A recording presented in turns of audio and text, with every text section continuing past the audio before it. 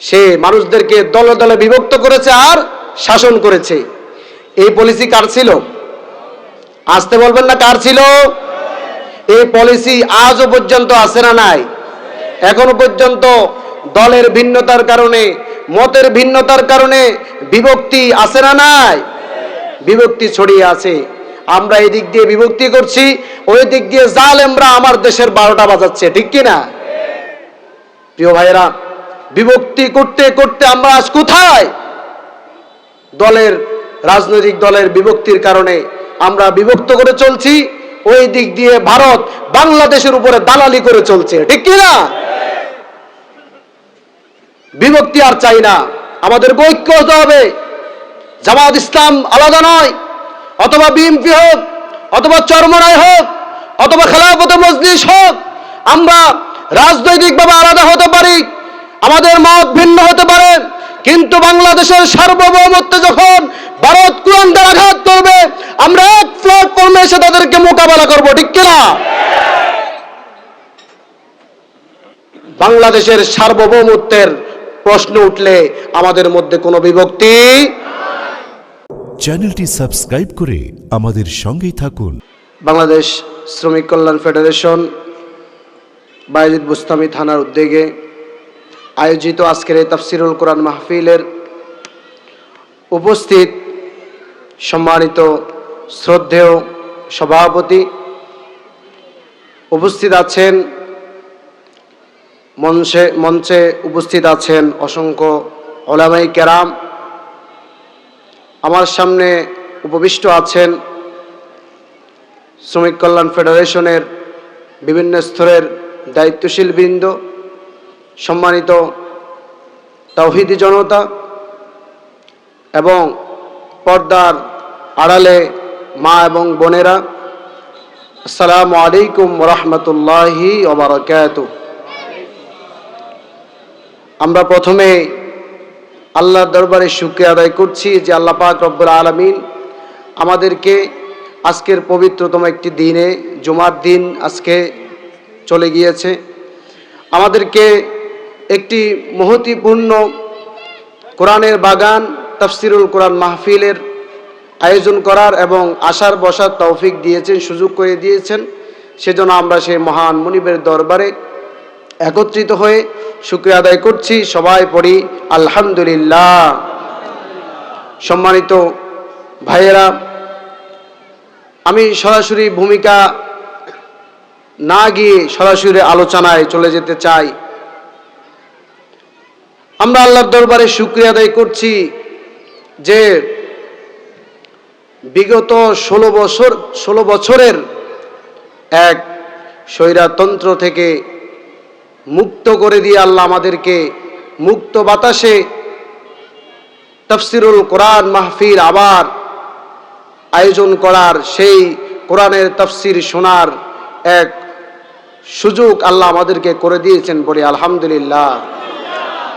বড় আফসোসের বিষয়, বিগত 16টি বছর পর্যন্ত কোনো মুক্ত বাতাসে আমরা তাফসির করতে পারি নাই, কথা ঠিক কিনা? এই স্বৈরাচার এবং তাদের দলেরা তারা বেছে বেছে তাফসিরের মাহফিলগুলোকে তারা বন্ধ করেছিল, ঠিক কিনা? কারণ এই তাফসিরের মাহফিল হচ্ছে এমন জায়গা যেখান থেকে ইসলামী আন্দোলন আর আল্লাহর জমিনে আল্লাহর দ্বীন প্রতিষ্ঠার ঘোষণা হয়, ঠিক কিনা? এবং এই তাফসিরের মাহফিলে কোনো কনসার্ট হয় না, কোনো নাটক হয় না, কোনো স্বৈরাচারের জন্য ক্ষতিকারক কোনো কথা বলা হয় না, বরঞ্চ এই তাফসিরের মাহফিল হচ্ছে এমন মাহফিল যেখান থেকে সমস্ত স্বৈরাচারের সমস্ত গদিকে জ্বালিয়ে পড়িয়ে ইসলাম প্রতিষ্ঠার এক আন্দোলন হয়, ঠিক কিনা? প্রিয় ভাইয়েরা, আমরা আল্লাহর দরবারে শুকরিয়া আদায় করছি, আল্লাহ আমাদেরকে সেই তাফসির মাহফিল আবার মুক্ত বাতাসে শোনার তৌফিক দিয়েছেন, আলহামদুলিল্লাহ।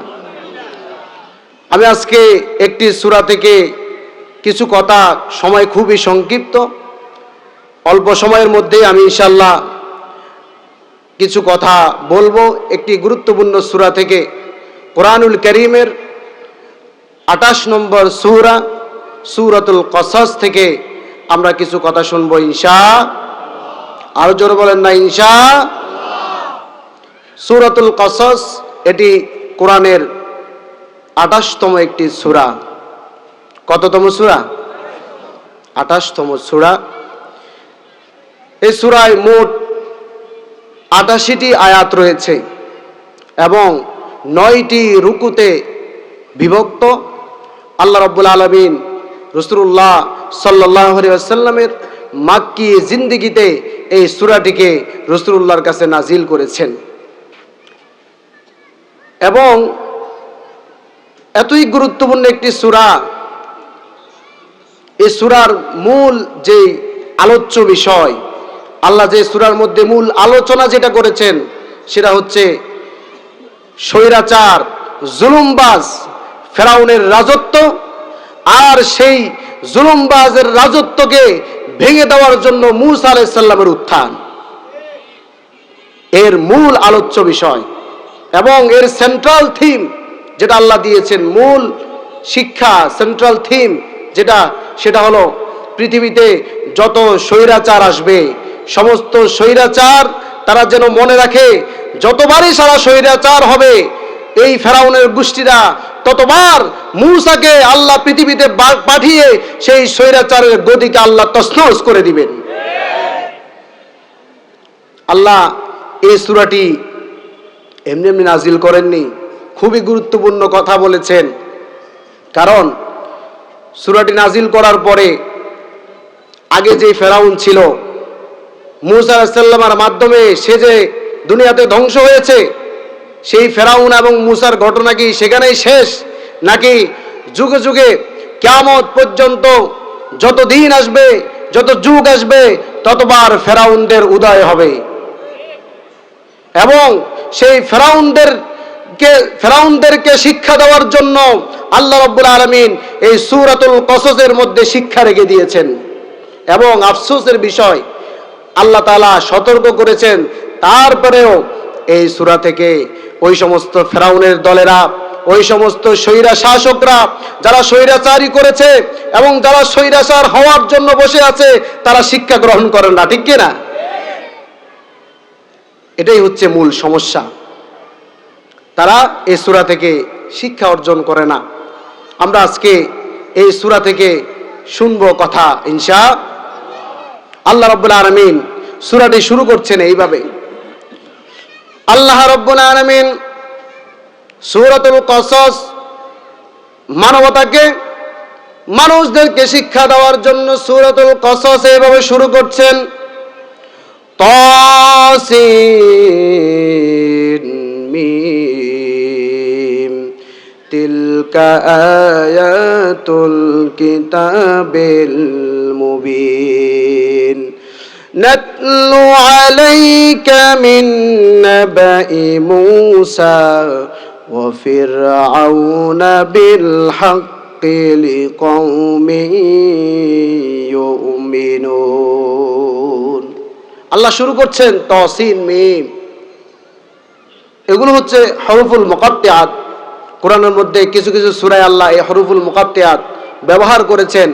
এগুলো অর্থ কি আল্লাহ ছাড়া এই পৃথিবীতে কেউ জানে না এবং সমস্ত মুফাসসিরিনে কেরাম সমস্ত তাফসীরের মধ্যে লিখে দিয়েছেন আল্লাহু আ'লামু বিমুরাদি। এগুলোর অর্থ শুধুমাত্র কে জানেন? সবাই বলেন না, কে জানেন? আল্লাহ ছাড়া কেউ এগুলোর অর্থ জানেন না। এরপর আল্লাহ বলছেন তিলকা আয়াতুল কিতাবিল মুবিন, আমি এই আয়াতগুলোকে মানুষের জন্য সুস্পষ্ট করে দিয়েছি, ক্লিয়ার করে দিয়েছি। কি ক্লিয়ার করেছি? আল্লাহ বলছেন নুতলু আলাইকা মিন নাবাই মূসা ওয়া ফিরআউনা বিল হাক্কি লিকওমি ইউমিনুন। ওই যে ফেরাউন স্বৈরাচার এসেছিল, তাকে ধ্বংস করার জন্য, তার স্বৈরাচারী মসনদকে, জুলুমবাজের মসনদকে ধ্বংস করার জন্য আমি কাকে পাঠিয়েছি? সবাই বলেন না, কাকে পাঠিয়েছি? মূসা আলাইহিস সালামকে পাঠিয়েছি। কি করার জন্য? স্বৈরাচারের মসনদকে ধ্বংস করার জন্য। স্বৈরাচারকে উৎখাত করার জন্য আমি কাকে পাঠিয়েছি? মূসা আলাইহিস সালামকে পাঠিয়েছি। কেন পাঠালাম? কারণ ফেরাউন হচ্ছে জুলুমবাজ। ফেরাউন কি? এরপরের আয়াতে আল্লাহ রাব্বুল আলামিন ফেরাউন এবং মূসা আলাইহিস সালামের ঘটনা স্পষ্টভাবে রাব্বুল আলামিন বর্ণনা করলেন। ইন্না ফিরআউনা আলা ফিল আরদ, ফেরাউন জমিনের মধ্যে জুলুমবাজি শুরু করলো। কি শুরু করলো? ফেরাউন জুলুমবাজ হয়ে গেল, অহংকারী হলো। ফেরাউনকে যখন ক্ষমতা দেওয়া হলো, ক্ষমতায় বসার পরে, ক্ষমতার মসনদে বসার পরে ফেরাউন আমি আল্লাহকে ভুলে গেল। আমি রব্বুল আলামিন যে সব কিছুর মালিক সেটা সে ভুলে গেল। ফেরাউন সেই কথা ভুলে গিয়ে ফেরাউন অহংকার করল। অহংকার করতে করতে এমন একটা পর্যায়ে পৌঁছে গেল, ফেরাউন এক পর্যায়ে গিয়ে নিজেকে খোদা দাবি করলো আর বলল, আনা রব্বুকুমুল আলা, আমি হচ্ছি খোদা। নাউজুবিল্লাহ বলে। সে অহংকার করতে করতে এমন এক পর্যায়ে পৌঁছেছে, সে দাবি করে বসলো সে কি খোদা। অহংকার করলো। আল্লাহ কি অহংকারীদেরকে পছন্দ করেন? অহংকারীদের কোন স্থান জমিনে আছে? যে জমিনে আল্লাহর জমিন, আল্লাহর জমিনে কোন অহংকারীর স্থান আছে?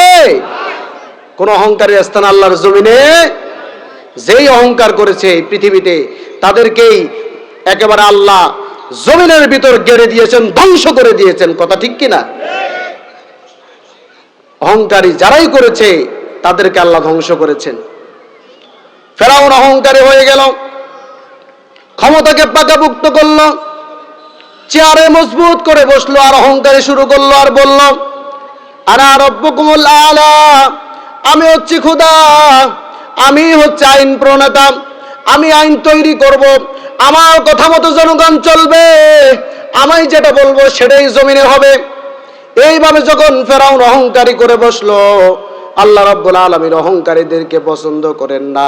ফেরাউন যখন অহংকারী করলো, আল্লাহ মূসাকে পাঠিয়ে ফেরাউনেরকে দুনিয়ার মানুষের সামনেই তাকে দরিয়ার মধ্যে ডুবিয়ে ধ্বংস করে দিয়েছে। অহংকার আল্লাহর জমিনে অহংকার চলবে না। বিগত সালে আমরা কত দেখেছি, অহংকারের ঠেলায় বলেছে এই দেশ আমার দেশ, এই দেশ আমার বাবার দেশ। ঠিক কিনা? বলেছে আমাকে কেউ এখান থেকে নামাতে পারবে না। বলেছিল কি বলে নাই? আল্লাহ রাব্বুল আলামিন এই অহংকারীকে পছন্দ করেছেন, এমন ভাবে পতন করেছে গোষ্ঠী শুদ্ধ বাংলার জমিন থেকে পালিয়েছে। ঠিক কিনা? 10 মিনিটও টিকতে পেরেছে? একটা বক্তব্য রেকর্ড করবে সেটাও পারে নাই। কথা ঠিক কিনা বলেন? তাহলে আল্লাহর জমিনে কোন অহংকার চলবে না। অহংকারীদেরকে আল্লাহ কি করেন না?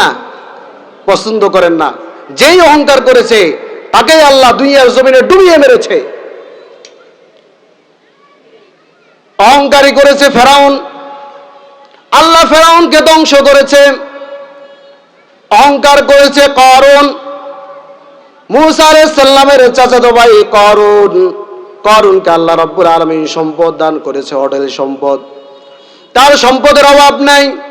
কত সম্পদ সে নিজেও জানে না।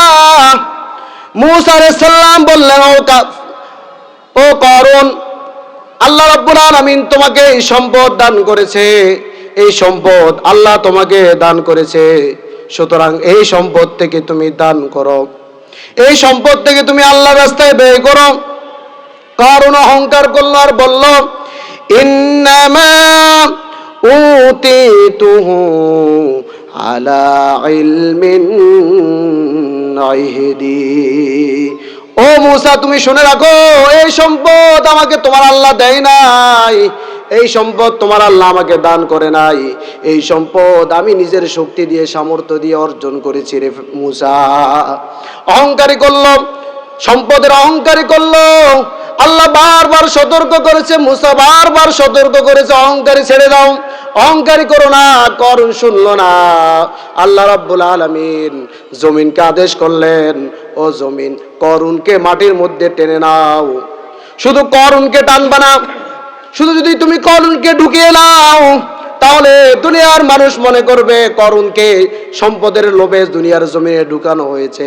শুধু করুনকে ঢুকাবা না, করুন শুদ্ধা তার যত সম্পদ আছে, তার যত অঢেল সম্পদের মালিক আছে, বাড়িঘর আছে, সব সম্পত্তি সহ জমিনের মধ্যে ডেকে টেনে নাও। আল্লাহ জমিনকে আদেশ করলেন, সঙ্গে সঙ্গে আল্লাহ রাব্বুল আলামিনের আদেশ পেয়ে করুনকে শুদ্ধা করুনের সমস্ত সম্পত্তিকে জমিনের মধ্যে গেড়ে দেওয়া হয়েছে। সুবহানাল্লাহ পড়বেন না? আরো জোরে পড়েন না সুবহানাল্লাহ। আমার আল্লাহ পারেন কি পারেন না? আমার আল্লাহর কাছে কোনো অহংকার চলে?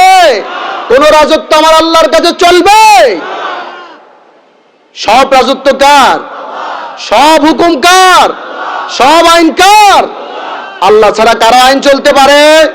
আল্লাহ ছাড়া কারো বাবার আইন চলতে পারে? আইন চলবে শুধুমাত্র কার? ইনিল হুকমু ইল্লা লিল্লাহ আলা লাহুল খালক ওয়াল আমর। সৃষ্টি করেছেন কে? জমিন কার? আকাশ কার? আইন চলবে কার? কারো বাবার আইন চলতে পারে? কারো দাদার আইন চলতে পারে? কারো তৈরি করা আইন চলতে পারে? আমার আল্লাহর আইন চলবে।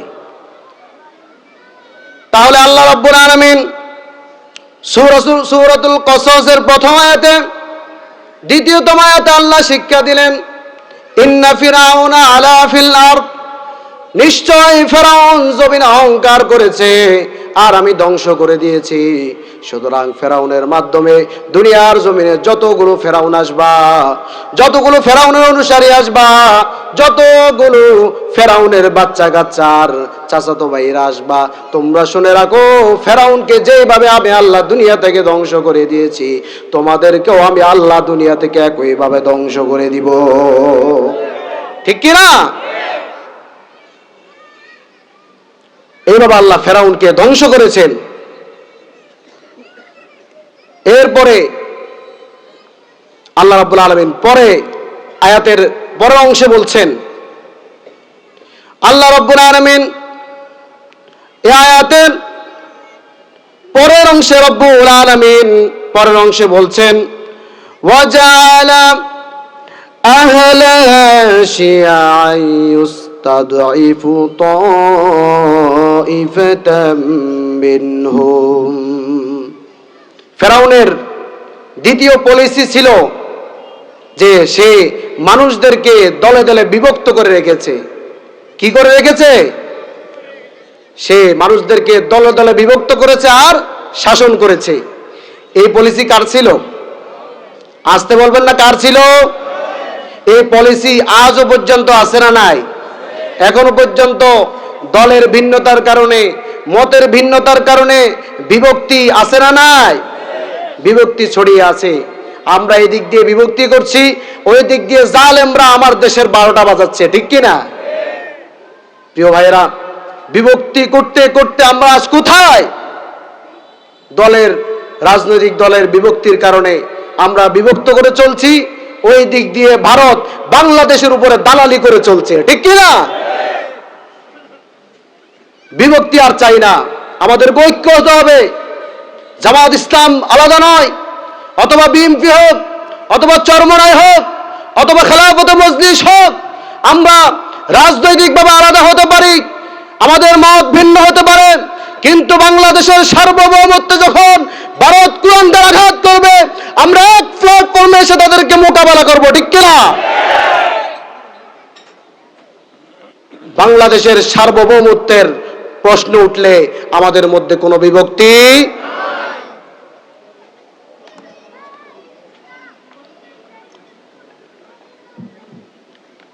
তাহলে এই বিভক্তির কার্টেসি, বিভক্তির নীতি ছিল কার? সবাই বলেন না কার? ফেরাউনের নীতি ছিল। সে মানুষদেরকে বিভক্ত করে রেখেছে এবং শাসন করেছে। আজও সমস্ত, শুধু বাংলাদেশ নয়, সমস্ত বিশ্বময় মুসলমানরা বিভক্ত, ঠিক কিনা? নিজের দেশ নিয়ে ব্যস্ত। অথচ রাসূলুল্লাহ বলেছেন মুসলমানরা একটা বডি। কয়টা বডি? হাতে যদি ব্যথা পায় সেই ব্যথা অনুভূত হয় কি হয় না? পায়ে ব্যথা পেলেও অনুভূতি হয় কি হয় না? হাত হোক পা হোক, আমরা পুরো মুসলিম বিশ্ব হচ্ছে একটা বডি। আর দেশগুলো হচ্ছে আমাদের হাত, আমাদের পা, আমাদের আঙ্গুল, আমাদের চোখ, আমাদের কান, আমাদের নাক। আমাদেরকে এক হতে হবে। আজকে এক নাই বলে ফিলিস্তিনকে ময়দান বানিয়ে দিয়েছে, কথা ঠিক কিনা? আজকে এক নাই বলেই আজকে লেবাননকে ধ্বংস করছে, ঠিক কিনা? আজকে এক নাই বলেই মুসলমানদেরকে শোষণ করে করে নির্যাতনের চরম অবস্থায় পৌঁছে দিয়েছে, ঠিক কিনা? সুতরাং ফেরাউনের দ্বিতীয় কার্ডে ছিল, পলিসি ছিল, সে মানুষদেরকে দলে দলে বিভক্ত করে রেখেছিল। সুতরাং দলে দলে বিভক্ত হলে চলবে না, আমাদেরকে এক হতে হবে, এক প্ল্যাটফর্মে আসতে হবে, এক জায়গায় এসে আমাদেরকে কাজ করতে হবে এবং এক জায়গায় এসে সমস্ত বাংলাদেশকে ফুলে এবং ফলে আমাদেরকে সাজাতে হবে। পারবো ইনশাআল্লাহ? আমাদেরকে এক প্ল্যাটফর্মে এসে, এক জায়গায় এসে পুরো বাংলাদেশকে কি করতে হবে? সাজাতে হবে। ফেরাউনের গোষ্ঠীরা, ফেরাউন চলে গেছে, ফেরাউনের গোষ্ঠীরা আজও আছে না নাই? আছে না নাই? ফেরাউনের গোষ্ঠীরা আজও আছে। তাদের নীতিও ফেরাউনের মতো। তারা কি করে? মানুষদেরকে বিভক্তি করে, দলে দলে বিভক্তি করে রেখে, দলে দলে আলাদা করে রেখে মানুষদেরকে আলাদা করে রাখবে আর কি করবে? শাসন করবে। তাহলে ফেরাউন প্রথমে কি করেছিল? অহংকার করেছিল। তাকে আল্লাহ কি করে দিয়েছে? ধ্বংস করে দিয়েছেন। এরপরে ফেরাউন মানুষদেরকে দলে দলে আলাদা করে রেখেছে এবং সে তৎকালীন সময়ে দলে দলে বিভক্ত করে রাখার পরে একটা দলকে সে দুর্বল করে রেখে দিয়েছে। আর সেই দলের নাম হচ্ছে বনি ইসরাইল। কোন দল? বনি ইসরাইলকে সে দুর্বল করে রেখে দিয়েছে। এই বনি ইসরাইল হচ্ছে ইসহাক আলাইহিস সালাম, ইব্রাহিম আলাইহিস সালাম এর দুইজন স্ত্রী ছিল। কয়জন স্ত্রী? সবাই বলেন না, কয়জন স্ত্রী? একজন হচ্ছে সারা আলাইহিস সালাম, আরেকজন হচ্ছে হাজরা আলাইহিস সালাম। এই দুইজন স্ত্রী, একজন থেকে জন্মগ্রহণ করেছে, হাজার থেকে জন্মগ্রহণ করেছে সাইয়েদনা ইসমাইল জাবিহুল্লাহ, আর সারা আলাইহিস সালাম থেকে জন্মগ্রহণ করেছেন ইসহাক আলাইহিস সালাম। আর ওই ইসহাক আলাইহিস সালামের সন্তান হচ্ছে ইয়াকুব আলাইহিস সালাম, নবী। ওই ইয়াকুব আলাইহিস সালামকে মূলত বলা হয় ইসরাইল। কাকে বলা হয়? ইয়াকুব আলাইহিস সালামকে। তার থেকেই বনি ইসরাইল জাতি এসেছে। তাদেরকে তারা দুর্বল করে রাখতো ফেরাউন, কারণ তারা জানতো সেটা হচ্ছে মুসলিম সম্প্রদায়। এদেরকে যদি মিশরের সুযোগ দেওয়া হয়, এদেরকে যদি রাজনীতি করার, এদেরকে যদি কাজ করার সুযোগ দেওয়া হয়, তাহলে ফেরাউনের গদি টিকবে না, বেশি দিন ফেরাউনের গদি টিকবে না। এজন্য তারা দলে দলে বিভক্ত করেছে আর বনি ইসরাইলকে কি করে রেখেছে? দুর্বল করে রেখেছে। বনি ইসরাইলকে সব সময় অত্যাচার করত। অত্যাচার করতে করতে এমন এক পর্যায়ে পৌঁছেছে ফেরাউন এখন নিজের ক্ষমতা পাকাপোক্ত করলো। ফেরাউন মিশরের মধ্যে নিজের ক্ষমতাকে পাকাপোক্ত করলো। পাকাপোক্ত করে সে যখন একদিন রাতে ঘুমাচ্ছিল, ঘুমের মধ্যে, স্বপ্নের মধ্যে সে দেখতে পেল যে বনি ইসরাইল জাতিকে সে অত্যাচার করেছে, নির্যাতন করেছে, সেই বনি ইসরাইল জাতির কাছ থেকে, জাতির মধ্য থেকে এমন একজন শিশু সন্তানের জন্মগ্রহণ হলো। এমন একটি শিশু জন্মগ্রহণ করলো, শিশুর জন্ম হলো, যে শিশু যদি জন্মগ্রহণ করে, সে যদি বড় হয়, বড় হওয়ার মাধ্যমে ফেরাউন যে রাজত্ব তৈরি করেছে, জুলুমবাজের রাজত্ব, সেই রাজত্বকে ওই শিশু একেবারে ভেঙে চুরে ধ্বংস করে দিবে। সুবহানাল্লাহ পড়বেন না? ফেরাউন স্বপ্নে দেখলো, স্বপ্ন দেখে সে অবাক হয়ে গেল। কি ব্যাপার? এই শিশু আসবে মিশরে, সে আমার রাজত্বকে ধ্বংস করে দিবে। তাহলে এবার সমস্ত মন্ত্রী পরিষদ ডাক দিল, গোপন বৈঠক শুরু করলো। বলো কি পলিসি অবলম্বন করা যায় যাতে করে এই শিশু দুনিয়াতে আসতে না পারে। একে যেই কোনো প্রকারে থামাতে হবে, আটকাতে হবে, অন্যথায় আমার রাজত্ব টিকবে না। একে থামাতে হবে। সবাই মিলে পরামর্শ শেষ করে তারা সবাই পরামর্শে উপনীত হলো যে বনী ইসরাইলের যত সন্তান জন্মগ্রহণ করবে সমস্ত শিশু সন্তানকে কি করবে? হত্যা করবে। আল্লাহ রাব্বুল আলামিন সেই বিষয়টি কোরআনের মধ্যে সূরাতুল কাসাসের মধ্যে খোলাসা করে দিয়েছেন। আল্লাহ রাব্বুল আলামিন বলেন, ইয়াযবাহু আবনাকে কি করবে? হত্যা করবে। কারণ যদি তাদেরকে হত্যা করে ফেলা হয়, তার বিরুদ্ধে দাঁড়ানোর মতো ওই শিশু আর দুনিয়াতে আসবে না। এই রীতি কার? ফেরাউনের। সেই নীতিও বাংলাদেশে লেডি ফেরাউন নামে খ্যাত সেই লেডি ফেরাউন বাংলাদেশেও সেই আদেশ ফেরাউনের মতো কার্যকর করেছিল, ঠিক কিনা? সে দেখে দেখে বাছাই করে করে বাংলাদেশকে যারা নেতৃত্ব দেবে, বাংলাদেশকে যারা মোড়ল ভারত থেকে উদ্ধার করবে, দেখে দেখে সেই সমস্ত নেতাদেরকে বিগত 16 বছর ফাঁসির কাষ্ঠে ঝুলিয়েছিল, ঠিক কিনা?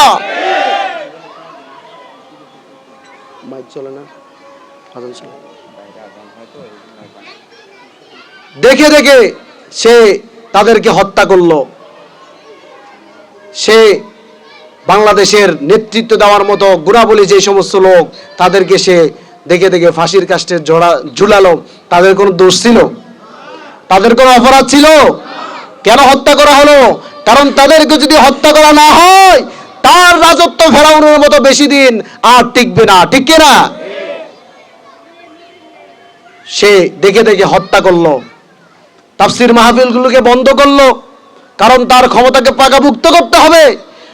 শুধু তাই নয়, এই চট্টগ্রাম সহ পুরো বাংলাতে যিনি তাফসীর করে বেড়াতেন, বাংলার মানুষদেরকে কোরআনের হক কথাগুলো তুলে ধরতেন, বাংলার মানুষদেরকে কোরআনের দিকে যিনি ধাবিত করেছিলেন, সে আল্লামা সাঈদীকে পরিকল্পিতভাবে তারা ইনজেকশন পুশ করে শহীদ করেছিল, ঠিক কিনা?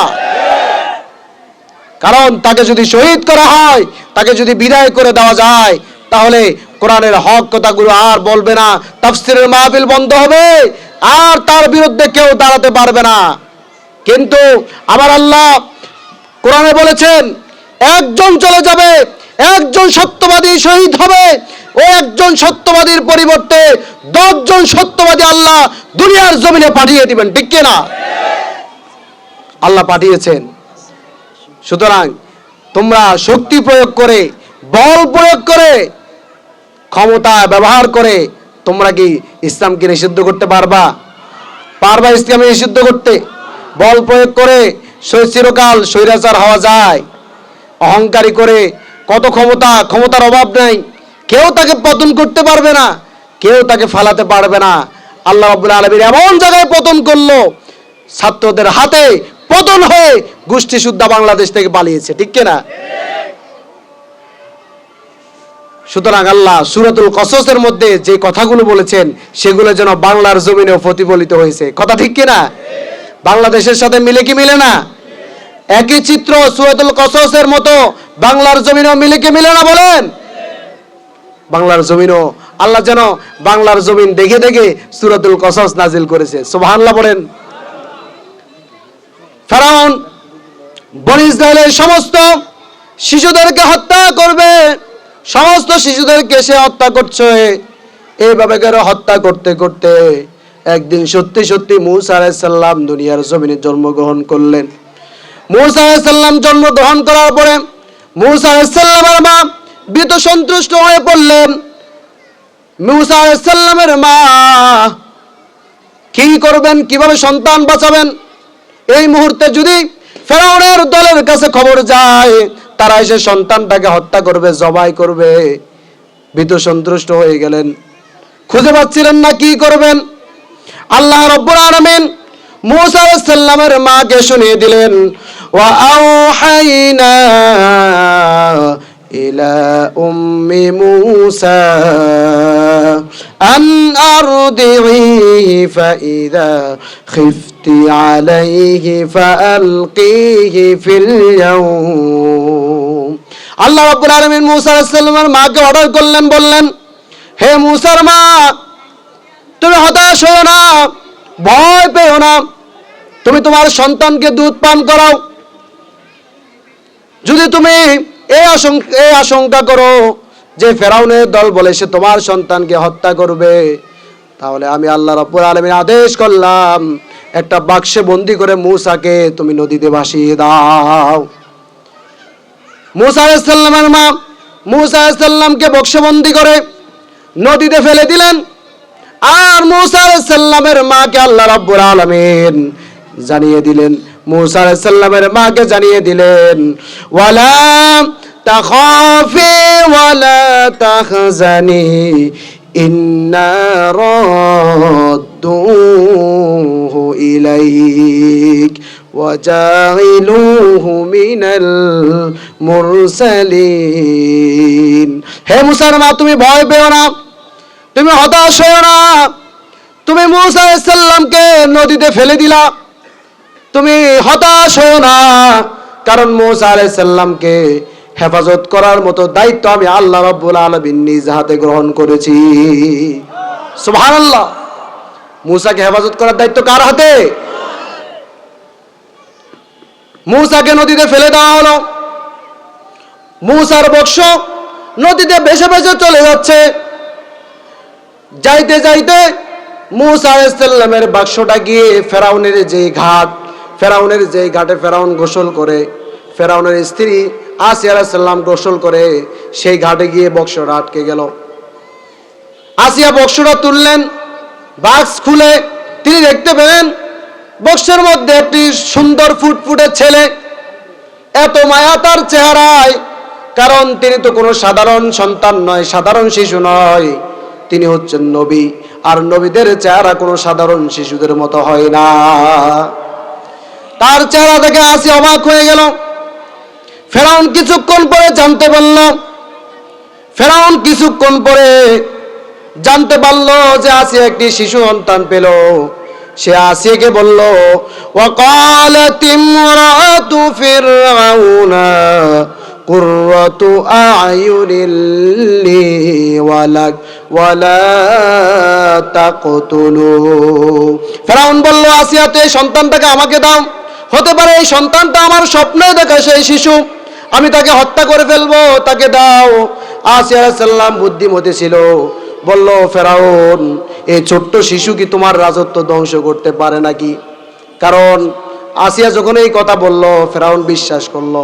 কারণ যারা স্বৈরাচারী হয়, যতই ফন্দি আটক, যতই বুদ্ধিমান হোক, আল্লাহর হিকমার কাছে তারা কখনো টিকতে পারবে না। ঠিক কিনা? মূসা আলাইহিস সালামকে আসিয়ার কথা শুনে তারা ফেরাউন মেনে নিয়ে তার বাড়িতে নিয়ে গেল।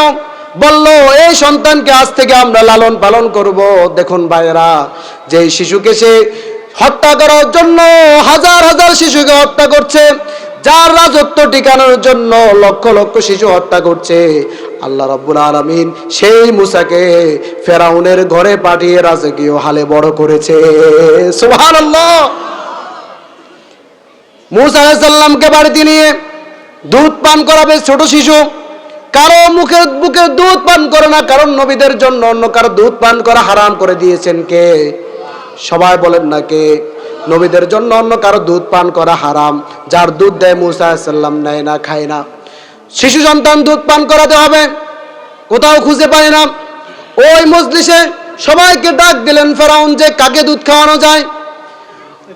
ওই মজলিসে মূসা আলাইহিস সালামের বোন উপস্থিত ছিল। সে কৌশল করে সেখানে ঢুকেছিল। সে বলল, আমি এমন একজন দাত্রীকে চিনি যাকে তোমরা আনলে পরে মূসা দুধ পান করবে, কারণ তার দুধ সবাই পান করে। ফেরাউন বলল, ঠিক আছে, তাকে নিয়ে আসো। মূসা আলাইহিস সালামের বোন দৌড়ে গিয়ে তার মাকে নিয়ে আসলো রাজপ্রাসাদে আনার পরে মূসা আলাইহিস সালামকে তার মা কোলে তুলে নিল। তার মা কোলে তুলে নিয়ে যখন দুধের বোঁটা মুখে দিল, দেওয়ার সঙ্গে সঙ্গে মূসা আলাইহিস সালাম দুধ পান শুরু করে দিলেন।